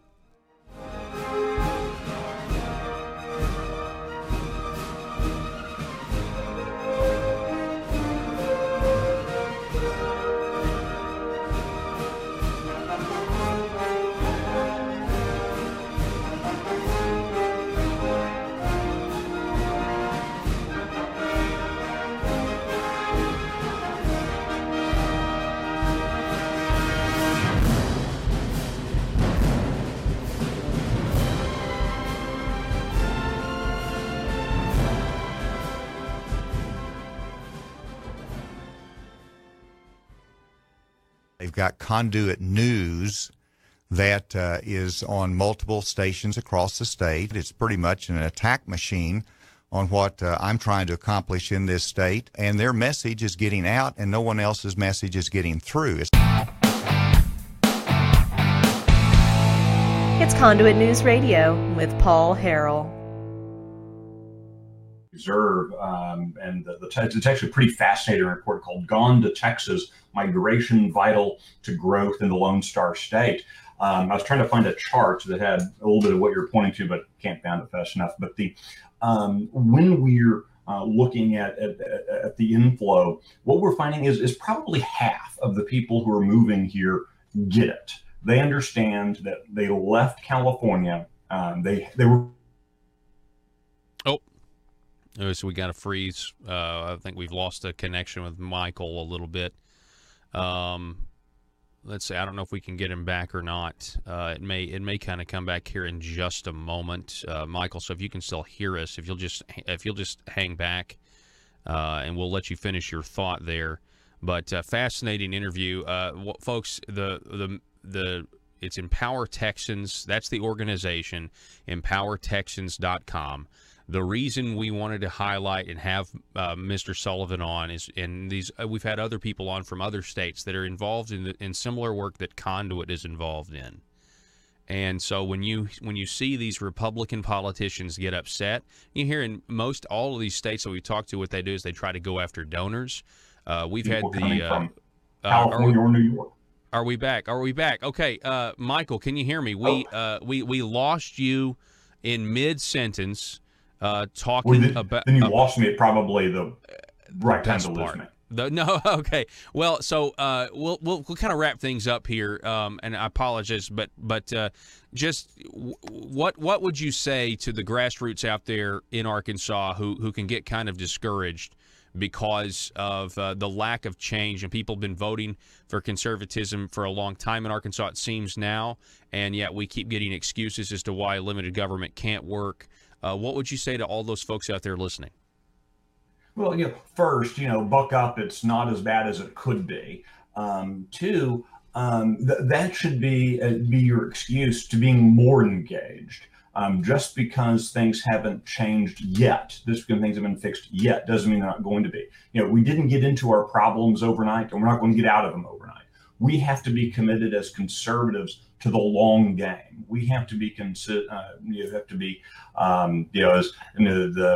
my parents' generation, the flower children, down with the struggle or whatever. We have to do likewise.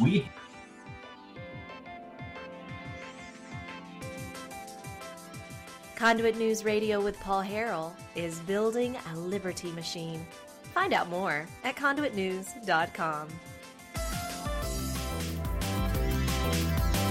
All right, ladies and gentlemen, welcome back to the program. Thanks so much for being with us. We have in studio State Representative Dan Sullivan. Dan, welcome, sir. Good morning, Paul. Always good to be here. Yeah, so we're covering primaries across the state between Republicans. Obviously, we've been covering Jan Morgan, Asa Hutchinson. We talked about Brian King and Bob Ballinger yesterday. We also talked about you, State Representative Dan Sullivan, being primaried by a local doctor. His name's Colpeck. You guys had a debate on Saturday. How do you think that went? How'd they go? Well, I enjoy the opportunity to talk about what my record is. I've got a very strong conservative voting record.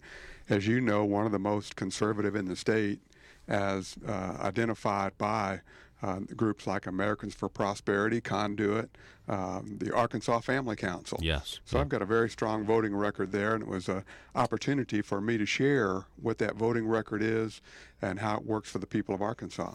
So you mentioned Arkansas Family Council. They have a voter's guide survey that was printed recently. Have you seen that? I do. I have, and again, just appreciate what the Family Council stands for and the values they share. Interestingly, one of the biggest differences between you and your opponent on the Family Council was you did not vote for the tort reform amendment that we're all going to be voting on.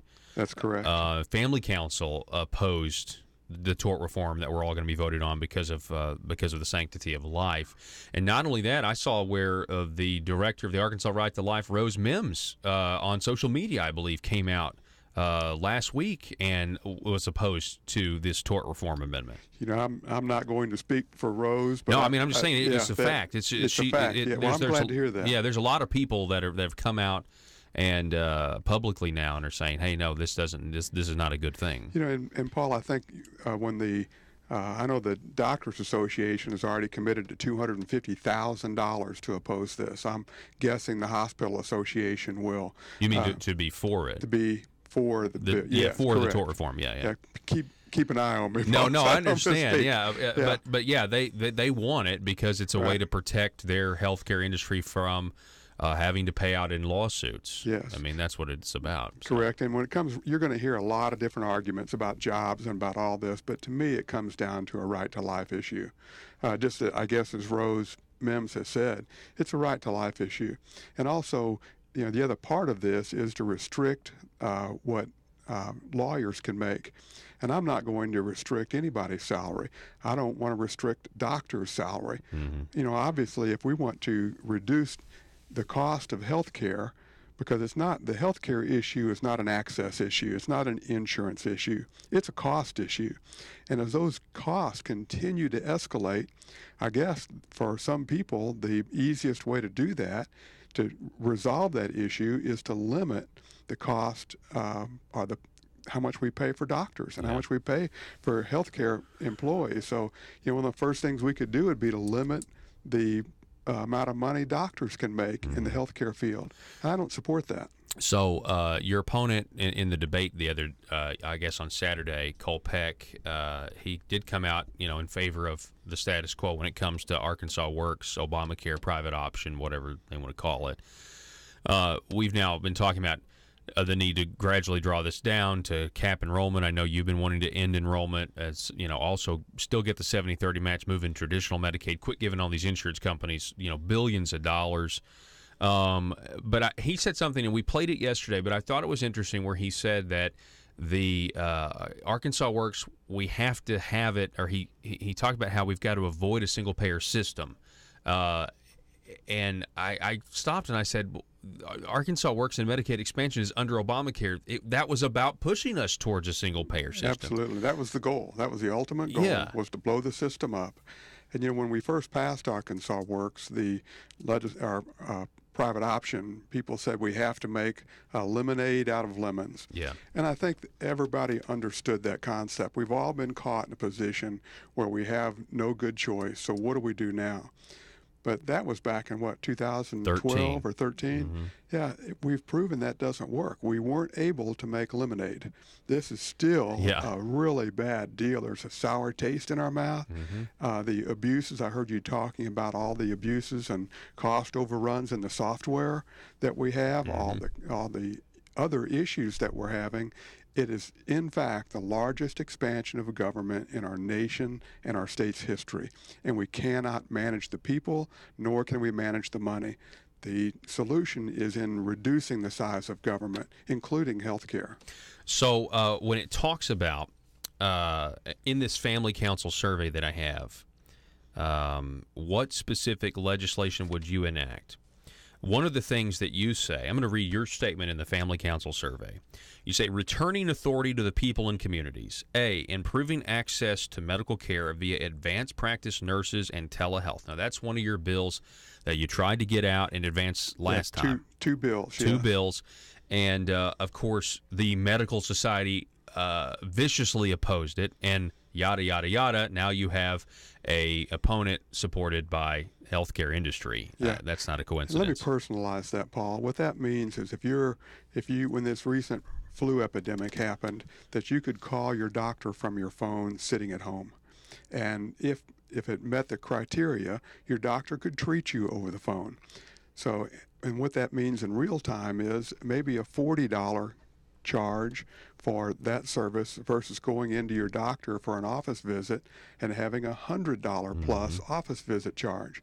So the cost in many companies, if you had company insurance, are waiving the deductible if you use telehealth because it's so much cheaper. Yeah. And which would mean that they're not it would mean that they're not able to bill the government in some cases for more money. They'd be able to bill them for less money, and so that would save taxpayer money. And the doctors are against saving taxpayer money. You are looking out for the taxpayer. The doctors are looking out for themselves. And now your opponent's a doctor, or now your opponent. You know, he is a doctor, and now he's running. Everybody understands where you're going there, Paul. Yeah, okay. I'm just making sure. Everybody understands the special interest here is at war. Yeah, and the same thing is true of advanced practice nurses. You know, we had a large business in Northeast Arkansas who offered, and they're nationwide, and they tried to open a clinic under this advanced practice nurse model that they do nationwide, and they couldn't open it in Arkansas.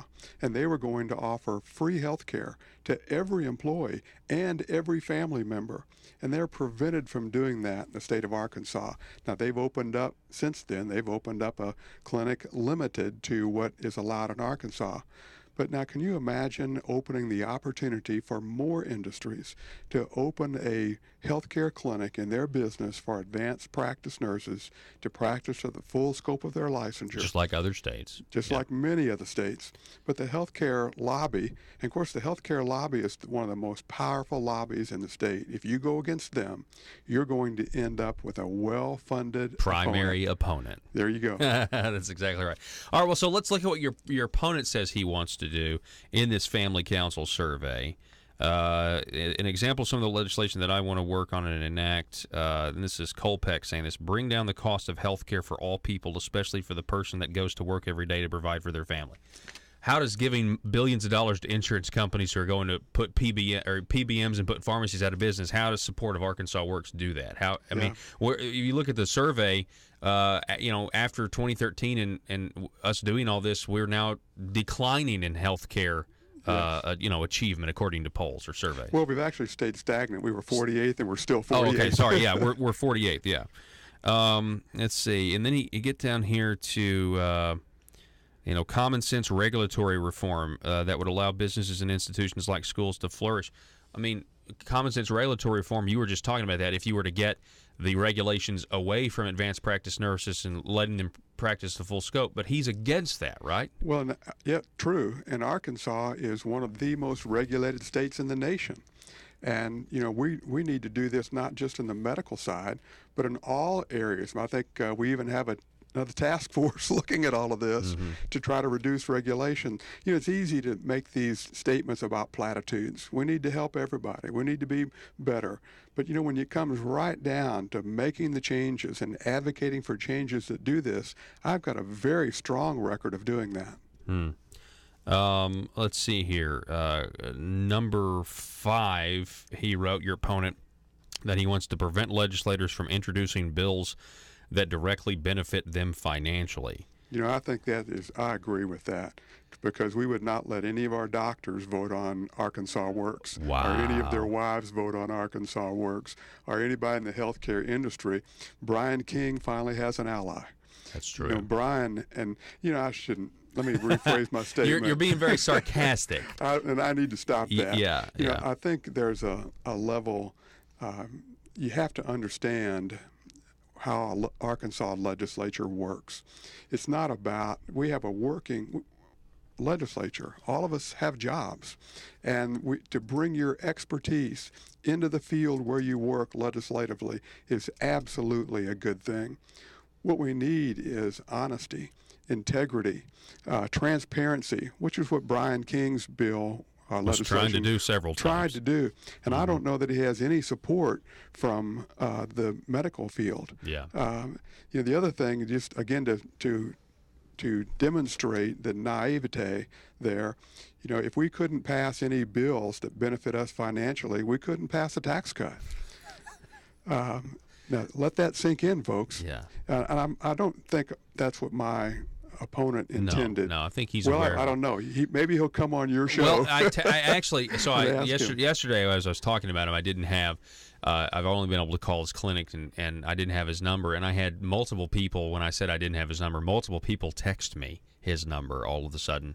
So I sent him a text yesterday, told him he's welcome to come on. I would love to talk to him about this. I mean, I would love for him to have the opportunity to say, yeah, of course I didn't mean, that wouldn't mean a tax cut. I'm just, the public corruption that's in the headlines and everything else. But you do raise a point that if you want to prevent legislators from introducing bills that directly benefit them financially or voting on them, then he would not be able to vote for Arkansas Works because he's a physician. Right. And again, our farmers wouldn't be able to be on the Agri Committee. Right. It just is a naive statement. I think another comment he makes about listening to people. Once you're in office for a few years, you have people that are frustrated with some of the votes that you have. I have a record of meeting with people, whether they agree or disagree with me, and taking the hard questions and listening to those folks and responding to it. And if we disagree, we still disagree. But it's about the debate. That's what our nation is founded on. And I think voters really need to consider, if they're going to support someone who avoids coming on your show, or who avoids coming on another show, or avoids meeting with people who disagree with them, they need to be very cautious about voting for those kinds of people. So I watched the debate between you two. We're talking with State Representative Dan Sullivan, by the way. He's in a Republican primary. He's got one of the most conservative voting records, according to multiple scorecards, down at the legislature, and yet he has a primary opponent. Now, if you watch the debate, you and your opponent, Dr. Cole Peck, aside from the Arkansas Works issue and a few, he's against your regulatory reforms that would save taxpayer money in health care. He seems to kind of just be for a lot of the same stuff that you're for in platitudes. Yes, and I made that comment several times. Okay. Then just when I would talk or he would talk, it's my voting record. One of them, a comment he made was I frustrate people, particularly our superintendents, and of course I know all those folks, and I asked them, and they said, "Yeah, you do," and I said, "Well, wait a minute, I passed." Of course, they were laughing and we were joking because we're friends. I passed or helped pass through Education Committee, which I'm on, at least 20 bills that really benefit our teachers, benefit our service people, reducing their cost going to college, helping on the health insurance for our teachers, transferring money over to health insurance for teachers. And the superintendents realize, and we, the ones that discussed it with me, 95% of the bills or more that went through there, they support. And I support it. So we disagree on a very small percentage of things, particularly about the school choice. But that's really the only source of disagreement between us and frustration. But I work very closely with our superintendents. As a matter of fact, Paul, one of the things I'm trying to do to raise our teacher pay, if people watch the newspaper I think it was last week, our State Department of Education dedicated $7 million to giving schools an A, B, C, or D. Well, by the time we when we took that money out of the taxpayer's pocket, it was probably $8 to $8.5 million. We send it to Little Rock, we pass it around, and then the government redistributes that money based on a criteria that they set. So you could have a school that got 1 point higher than the threshold, they get the money back. A school that got 1 point lower than the threshold, they don't get any money. And who's to say a school that got a B deserves the money more than the school that got the C? Again, it's just government redistribution. Yeah. And I favored letting the taxpayer keep the money. And, Paul, there are a whole lot of examples like that. Yeah. Well, let me ask you this. Let's talk about school choice. It's a Republican plank in the Republican Party platform. And so, Dr. Peck saying that, trying to criticize you there. So does he not support school choice? Is that? Well, I think that would be a good question for him. I think whether personally he follows that model, he may follow that model personally in a choice that he makes. My children went to public school. I taught them public school. And again, he just hasn't come out. He'll say he wants to support teachers. As a matter of fact, I asked the question in the debate, raise your hand, anybody in the audience who doesn't support our teachers. We all support our teachers. We all want our teachers to get more money. As a matter of fact, but I'm the one looking for ways to do that. Just like I want to look at ways of ending all these grants and redistribution and let the local district keep their money. He says he wants to support that, but I've got that record. I'll tell you another thing I'm looking at now, healthcare related, is we have in the healthcare side, we have taken what used to be for-profit companies in our community. They have all joined into nonprofit status. And as joining into that nonprofit status, many are no longer paying property tax. Now, it wasn't necessarily the choice that those entities made, doctors or businesses made. It was the Affordable Care Act that forced them into that. And as we continue to go down that road, we're going to continue to force people to make government bigger, which takes money out of the local economy. Last question. We're talking with State Representative Dan Sullivan, or an observation, and I want to make this. I'll make this in the form of a question. You formerly being in the behavioral health industry, you voted against tort reform. Now, if you'd have voted for tort reform, that is something that would have directly benefited your industry financially, correct? So did you get any blowback for not being a self-serving politician for your industry? You actually voted, in my opinion, for the people of Arkansas, not your specific field. Well, I have very, very, very few contributions from that industry now. Okay.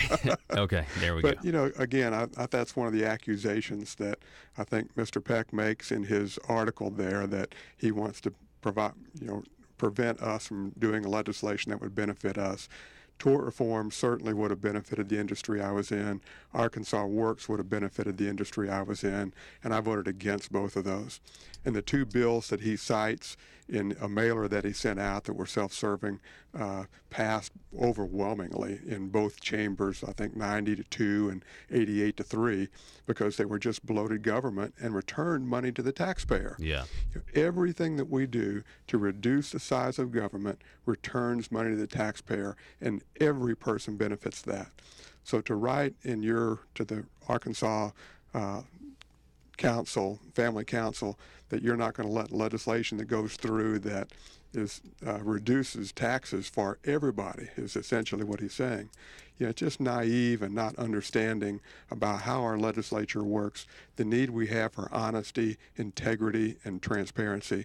And I think my record speaks for itself in those areas. State Representative Dan Sullivan, I appreciate it. And again, your opponent, Cole Peck, he's welcome on the program. I've texted him. He's welcome to come on. I'd love to have a conversation with him. We appreciate you coming in. So would you host a debate here? Oh, absolutely. Right. I would host a debate here as well, yeah. And if he had a problem with me being the moderator, I'd find somebody else to do it. I mean, Joe could do it. Yeah, Joe could do it, or we could honestly, I'd love to do that with all the primary candidates. I'd love to host a Jan Morgan Asa Hutchinson debate, but that's not going to happen. All right, Dan, I appreciate it, sir. Thank you, Paul. Thanks so Glad to be much, here. folks. We got to take a break. Back in just a moment. This is State Representative Dan Sullivan with a Liberty Moment. The Declaration of Independence states, to secure these rights of life, liberty, and the pursuit of happiness, governments are instituted among men, deriving their just powers from the consent of the governed. In other words, people are responsible for the character of their Congress. If that body be ignorant, reckless, or corrupt, it's because the people tolerate ignorance, recklessness, and corruption. If it be intelligent, brave, and pure, it's because the people demand these high qualities. If the next centennial does not find us a great nation, it will be because those who represent the enterprise and culture and morality of the nation do not abide in controlling the political forces. James Garfield. This is Dan Sullivan with the Liberty Moment. Paid for by Sullivan for Arkansas. If you're like me, you believe that small business is the heart of Arkansas's economic engine, and it should be viewed that way by the politicians in Little Rock. Conduit for Commerce also believes, like you and I believe, policies that achieve less regulation and lower taxation help small business in Arkansas thrive. Other policies like small, constitutionally consistent government and reducing citizen dependency on government keeps it from growing and expanding its influence on our daily lives. Conduit for Commerce works every day to educate the general public and legislators on these important priorities in the name of Arkansas small business. By the way, contributions to Conduit for Commerce are tax deductible.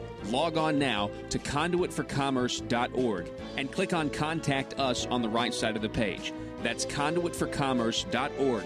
Go there now and learn the facts on protecting small business in Arkansas.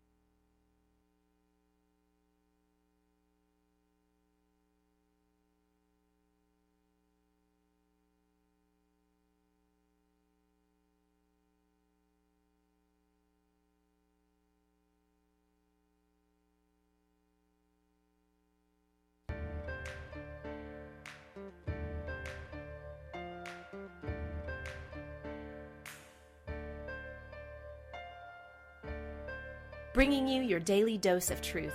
It's Conduit News Radio with Paul Harrell.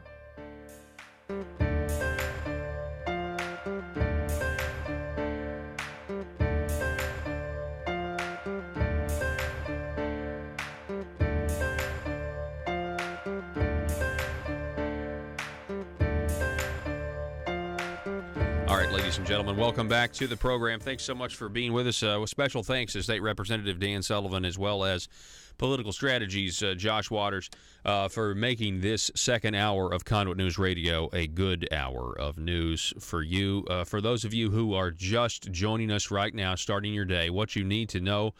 Michael Wickline of the Arkansas Democrat-Gazette tweeted this about the Arkansas Legislative Task Force. He said that State Representative Lane Jean's motion to study repealing reduced sales tax on groceries and creating an earned income tax on refundable income tax credit to offset increased taxes on food for the low-income to moderate-income earners essentially passed. Jean's motion to study repealing sales tax on an earned income tax credit, refundable income tax credit to offset increased taxes on food or the low income to moderate earners. So we have essentially we have others that passed as well.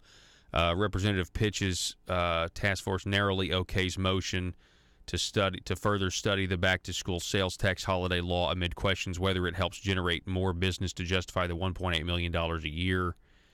So they're thinking about getting rid of the sales tax holiday. Anyway, this was the task force yesterday. And so that's what you need to understand. You need to know that the task force okayed the study of repealing your exemption on grocery taxes, which will affect the middle class if they decide to go through with it, and, of course, the rich. But, of course, it's the liberal. This is why John Brummett said this was a good thing. John Brummett, 2 weeks ago, in his column, said that it was okay to do this as long as you put the low-income tax credit in the bill. And, folks, why are we doing this? And they're going to – look, the Republicans are – they've got to find a way. The establishment Republicans have got to find a way to tell you that they lowered your taxes when in reality they need more money to continue spending increases, because the key driver for spending, unfortunately, is a welfare program for able-to-work adults that we can't control. Even when they say that they can control it, they cannot control it. They can't figure out, they can't get the software to work. They can't get verification, eligibility. They got people on this program that don't even live in the state. It's a complete nightmare, and it confirms my worldview every single day as to why I'm a conservative and why big government is a bad thing and small limited government is a good thing. We'll have much more for you tomorrow, ladies and gentlemen. It'll be Johnny Cash Friday. Get your requests in. Text us 870-275-9799. I hope you guys have a fantastic, terrific day. Arkansas, be safe.